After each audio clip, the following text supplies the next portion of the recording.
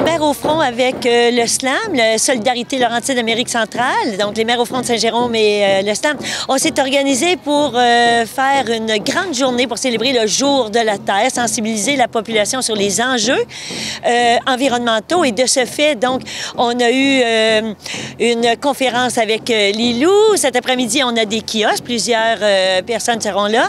Et ce soir, on va avoir aussi des personnes qui vont venir nous parler du dossier Stablex et les enjeux reliés sur la perte des milieux humides, et etc., là, qui se passe là, dans le dossier de Stablex. Et aussi, sensibiliser la population de Saint-Jérôme. Oui, ça se passe à Blainville, mais ça concerne tout le monde. Alors, on a été quelques-unes à se rendre lors des 2 manifestations récentes qui ont eu lieu. Mais il faut que Saint-Jérôme se sente interpellé puis se mobilise dans le dossier de Stablex. Même s'il y a eu le bâillon par le gouvernement, il demeure qu'on peut continuer à faire des pressions puis essayer de sauvegarder ce qu'on peut sauvegarder.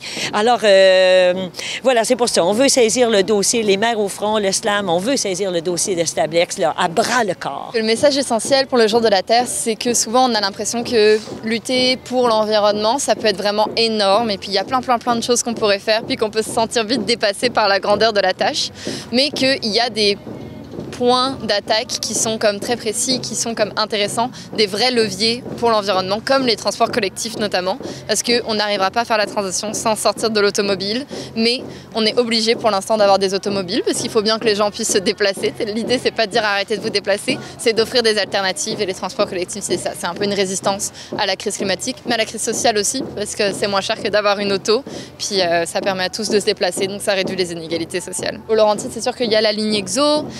J'ai l'impression que dans Saint-Jérôme même, il y a quand même un certain aménagement du territoire qui permet la marche, mais il y a encore tellement d'autres choses à faire pour pouvoir se débarrasser des voitures dans tout le territoire. En tout cas, le Laurentide, là, il y a comme plein de routes, puis c'est bien normal. Il y a les élections municipales qui s'en viennent quand même au mois de novembre.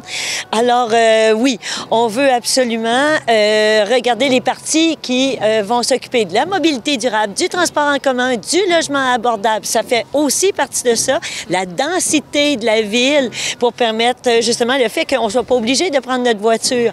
Alors ça, c'est des enjeux qu'on va regarder qui concernent Saint-Jérôme.